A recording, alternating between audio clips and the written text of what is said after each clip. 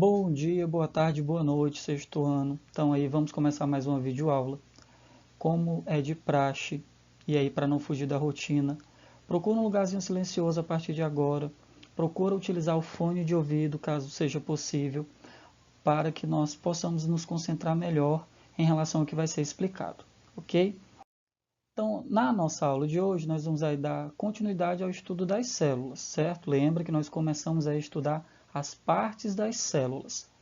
Para que essa aula não ficasse muito extensa e acabasse se tornando algo cansativo para vocês, eu resolvi dividir o capítulo 6 em duas partes, certo?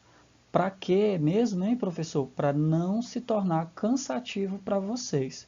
Porque muitas informações jogadas ao mesmo tempo acaba prejudicando, acaba sendo prejudicial. Então vamos aí aos poucos, de forma organizada, para que vocês possam compreender o conteúdo do assunto 6 da melhor forma possível. Então hoje nós abordaremos os assuntos compreendidos na página 86 até a página 87 do nosso capítulo 6. E o tema do nosso capítulo 6, células, unidade fundamental da vida.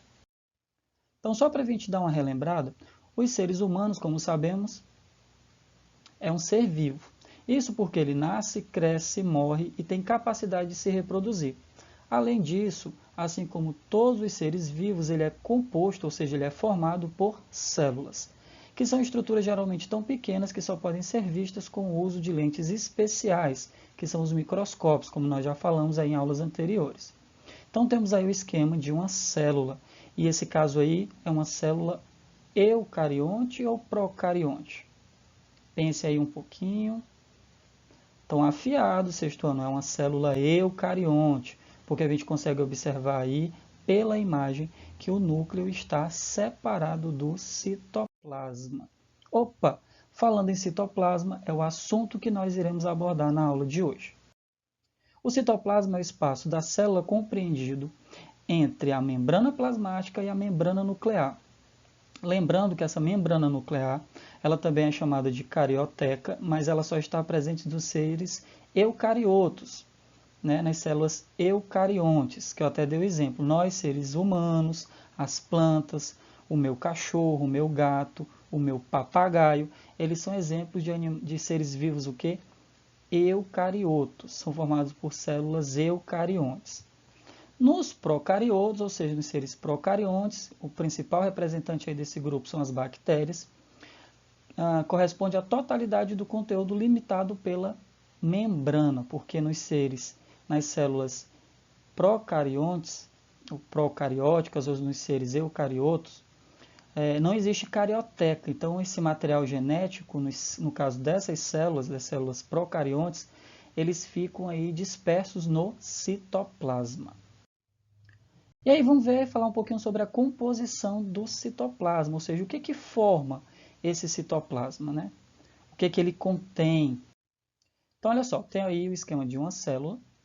Estamos vendo aí novamente uma célula eucariótica, né? Uma célula eucarionte. Então, aí no caso, turma, essa região contém um fluido viscoso. O que seria esse fluido viscoso? Lembra do gel de cabelo que a gente passa aqui, ó, no cabelo para ficar bonitão e tal? Então, o citoplasma, ele se parece muito, ele tem muito aquele aspecto, né, aquela viscosidade, certo? E esse fluido viscoso é chamado de hialoplasma, também denominado citosol ou citoplasma fundamental. Ele é constituído basicamente por íons dissolvidos em solução aquosa, aquela solução com aspecto líquido, e substâncias de fundamental importância à síntese, ou seja, à produção de moléculas orgânicas, dentre elas carboidratos e proteínas. Citamos aí o citosol e o citoesqueleto, que são aí duas regiões do nosso citoplasma. Atualmente, com a evolução da biologia nuclear, né, da citologia, já se sabe que o citoplasma de células eucariontes pode conter diversas estruturas com funções específicas, que são chamadas de organelas ou organoides. Essas organelas, turmas, ou esses organoides, é como se fossem, para vocês entenderem de uma forma mais direta, os órgãos. Eles vão ter funções específicas dentro da célula para que essa célula não morra, para que essa célula se mantenha viva. Desse modo, sabemos que há duas regiões no citoplasma, o citosol e o citoesqueleto. A região que é mais fluida, ou seja, com aquele aspecto mais líquido, é o hialoplasma, onde ficam mergulhadas muitas estruturas membranosas, chamadas de organelas citoplasmáticas, que eu falei agora, acabei de citar no slide anterior, além de grânulos compostos de RNA e proteínas, que são os ribossomos. E na região denominada citoesqueleto, está presente uma complexa estrutura de rede, formada por microtúbulos e microfilamentos que podem ser compostos de moléculas de proteínas ou actina, como é o caso dos nossos músculos. E aí, citoesqueleto, essa palavra esqueleto, será que o citoesqueleto tem a mesma função que o nosso esqueleto, por exemplo? Presta atenção nos próximos slides que a gente vai tirar aí essa dúvida. Vamos ver agora as funções. No citosol, acontece a maior parte das atividades celulares, sempre associada às organelas. A síntese de proteína, por exemplo, é uma das reações mais importantes. Por conta da produção dessas proteínas é que a célula se mantém viva. Por exemplo, é uma das reações mais importantes. Outra atividade essencial é a respiração celular. Célula respira, professor? Respira. E mais à frente, em aulas futuras, a gente vai entender melhor esse processo de respiração das células. E é por conta dessa respiração que as células produzem a energia que vai ser utilizada por todas as células do nosso corpo. Esse processo ocorre no citoplasma e a outra parte dentro das mitocôndrias. Mitocôndrias é uma das organelas aí que nós vamos estudar em um momento mais à frente da nossa aula de hoje, ok? Os filamentos do citoesqueleto são uma espécie de armação ou esqueleto que tem como funções dar forma à célula e permitir movimentos, tanto de organelas como de células como um todo. Então, se vocês observarem aqui, ó, turma, essa estruturazinha aqui, ó, é como se nós estivéssemos apenas focando no citoesqueleto. É como se nós tivéssemos retirado da célula todo o hialoplasma, que é aquela parte mais viscosa, o citosol, e tivéssemos deixado apenas o citoesqueleto. Então aqui, ó, a gente consegue perceber estruturas que vão dar forma à célula, mas essa não é a única função. Ele também vai permitir aqui, ó, que a célula se movimente, ok? Então aí é algo muito parecido com o que o nosso esqueleto realiza. São funções muito parecidas, dá forma à célula e permite aí que essa célula se movimente. Lembrando que não somente as células, mas também as organelas, que são os órgãos que nós vamos estudar, que nós vamos aí discorrer sobre eles no decorrer da nossa aula. Composição química. Do que esse citoplasma é formado? Quais são as substâncias aí formadoras do nosso citoplasma, o citoplasma das células? O citoplasma é composto em grande parte por água, por isso que ele tem esse aspecto de gel, essa viscosidade, mas também por moléculas orgânicas, em especial macromoléculas como proteínas e enzimas. Além disso, também são presentes lipídios e polissacarídeos. Professor, novamente esses nomes, até difíceis de serem pronunciados, nesse momento eles vão ser citados para vocês entenderem a composição. Mais à frente eles vão ser estudados, o que não é o caso agora. Não é importante, nesse exato momento, nós sabermos o que é um lipídio ou um polissacarídeo. O importante agora é nós sabermos que eles fazem parte da composição do citoplasma celular, ok? As enzimas têm papel essencial catalisando diversas reações, ou seja, realizando diversas reações que ocorrem no citosol. E aí agora organelas, né? Já até citamos algumas nos slides anteriores. Eu até expliquei, né, que essas organelas são estruturas que ficam dentro das células, mais precisamente dentro do citoplasma, que é composto por um líquido gelatinoso. Por sermos seres pluricelulares e eucariontes, temos uma complexidade enorme dentro de nós, e são essas estruturas que vão fazer a célula funcionar. Então, se formos comparar um ser eucarionte com um ser procarionte, nós somos bem mais complexos. As nossas células são mais complexas. Se elas são mais complexas, elas vão ter mais detalhes, elas vão ter um funcionamento diferenciado de uma célula procarionte. E são essas organelas, são esses órgãos celulares que vão fazer com que a célula funcione da forma correta, para que ela não venha a morrer. A organela da célula vegetal é um pouco diferente da célula animal. Ela tem algumas estruturas que não são encontradas nessas células. Então, estudaremos algumas organelas que não serão encontradas em células animais, somente em células vegetais. Como nós vimos na aula anterior, as células vegetais possuem estrutura além da membrana plasmática, que é a parede celular. Então, em relação às organelas, nós encontraremos algumas delas somente em células vegetais e não em animais. Nas células procariontes, nós não temos organelas, porque elas são células mais simples, elas são, estruturalmente falando, bem mais simples que as células eucariontes. Essas células são geralmente, esses seres, são geralmente unicelulares, ou seja, formados por uma única célula, e só vão apresentar no citoplasma o material genético, porque não possuem a carioteca ou membrana nuclear, e os ribossomos. Somente essa organela é que será encontrada em células procariontes. E aí, já falamos de organelas, já entendemos que essas organelas funcionam como órgãos, assim como o nosso coração, o nosso pulmão, o nosso rim. Agora vamos ver aí quais são elas e quais são as suas funções em específico. Cada organela celular tem uma função, como se fossem os nossos órgãos internos.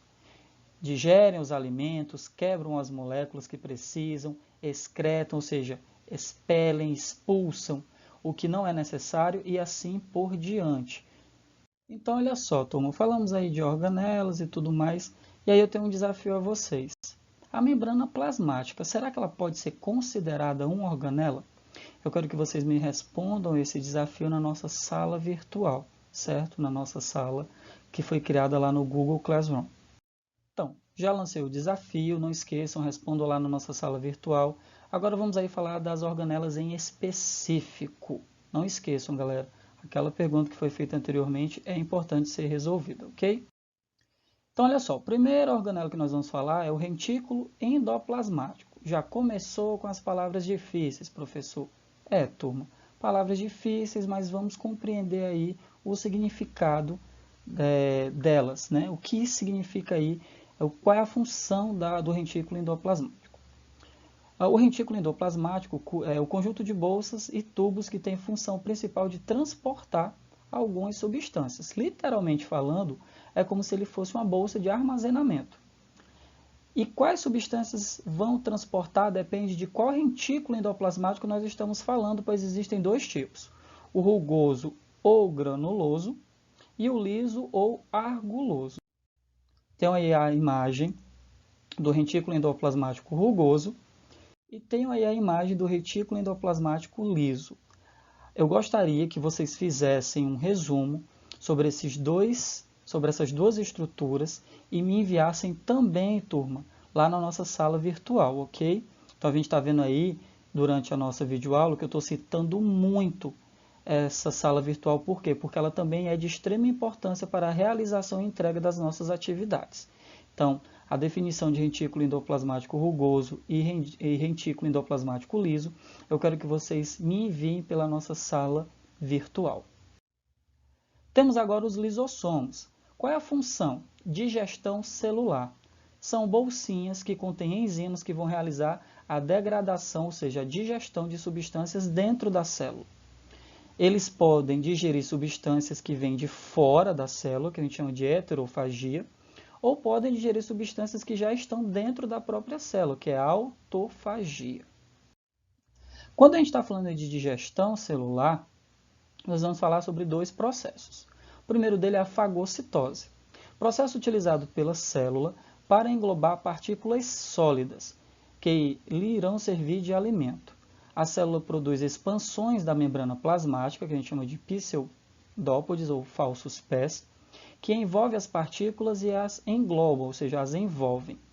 Primeiramente, a partícula fica em uma bolsa, que recebe o nome de fagossomo.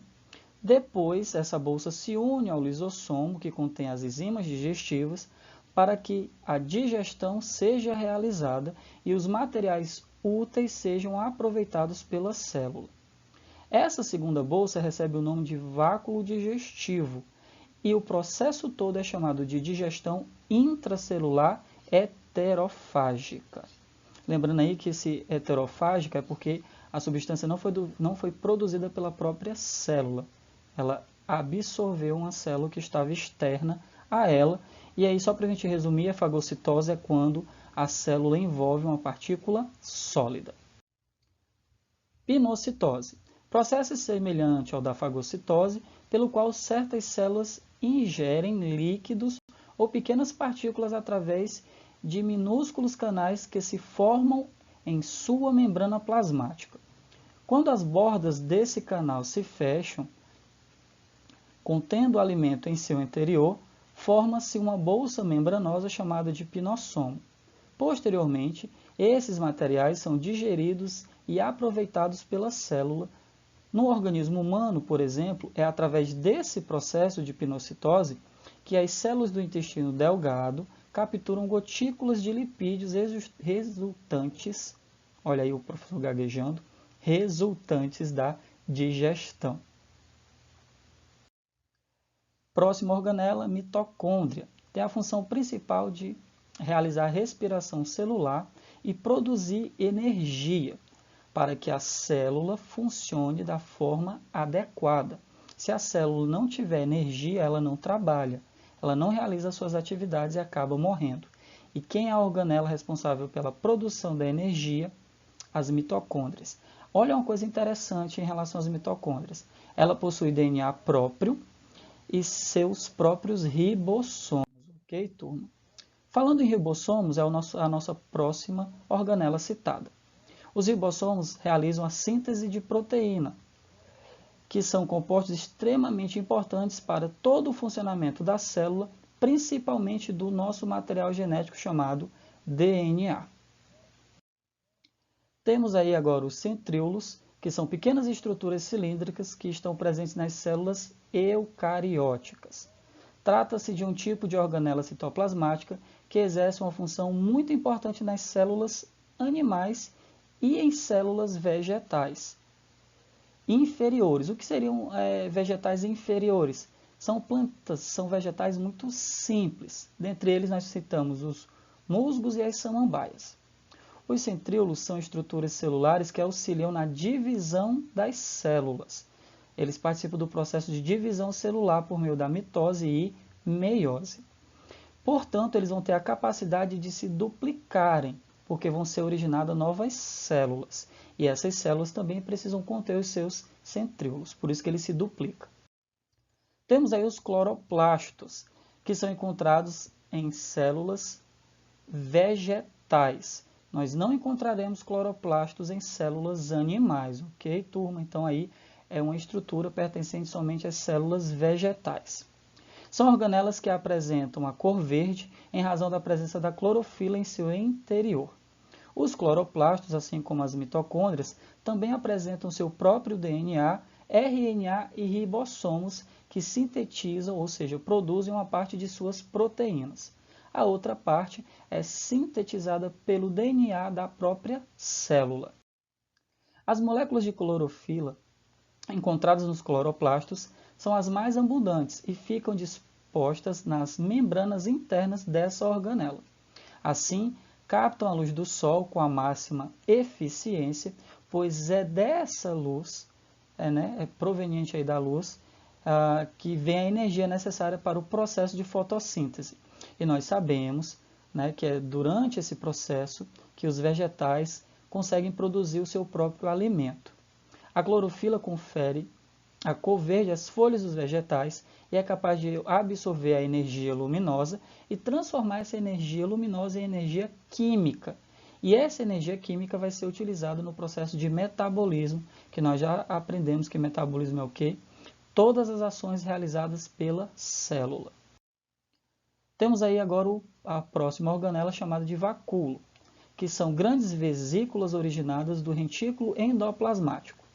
São estruturas celulares membranosas e, por isso, são típicas de células eucariontes. Apresentam membrana seletiva, como todas as membranas celulares. Sendo assim, o conteúdo do interior do vacúolo é diferente do conteúdo citoplasmático, ou seja, não há mistura entre o conteúdo do citoplasma em relação ao conteúdo do vacúolo.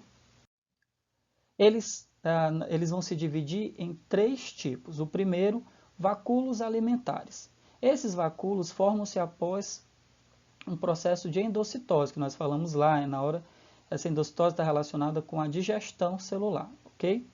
Nesse caso, verifica-se que a célula captura uma partícula, formando a vesícula chamada fagossomo ou pinossomo, dependendo do tipo de endocitose realizada, né? Se for uma partícula sólida, é fagossomo, se for uma partícula líquida, é pinossomo. Essa vesícula, então, se une a um lisossomo, dando origem ao chamado vacúolo alimentar, também conhecido como vacúolo digestivo. Próximo vacúolo, vacúolos contráteis. Os vacúolos contráteis são aqueles que apresentam como função bombear o excesso de água presente no interior da célula para fora dela. Né? Então, ele recebe esse nome porque ele fica fazendo esse movimento aqui. Ele se contrai para poder expelir, né, excretar, expulsar o excesso de água. Essa estrutura está presente em eucariontes unicelulares que vivem em ambientes aquáticos de água doce, e a gente pode citar, dentro desse grupo, as amebas. Vacúolo de suco celular. O vacúolo de suco celular é uma organela típica da célula vegetal e também de tipo mais, o tipo mais conhecido de vacúolo. Apresenta uma membrana denominada tonoplasto e possui em seu interior uma série de substâncias que formam o suco celular. Esse suco é geralmente ácido e formado por água e substâncias orgânicas ou inorgânicas dissolvidas, tais como açúcares e proteínas. Então, turma, finalizamos aí a nossa primeira parte do capítulo 6. Caso tenha ficado alguma dúvida em relação ao que foi explicado, utilizem o livro de vocês, não esqueçam, o livro ele é importantíssimo nesse nosso processo. As atividades que vocês vão realizar em relação ao que foi explicado nessa primeira parte do capítulo 6 estão nas páginas 88, 96 e 97. Não esqueçam, vocês vão realizar as atividades, vão tirar foto dessas atividades e vão me enviar na nossa sala virtual. Jean, mas durante essa aula de hoje você falou muito sobre essa sala virtual, para que vocês lembrem da importância dela. Ela vai ser o nosso principal elo, o nosso principal meio de comunicação. Teve dúvida?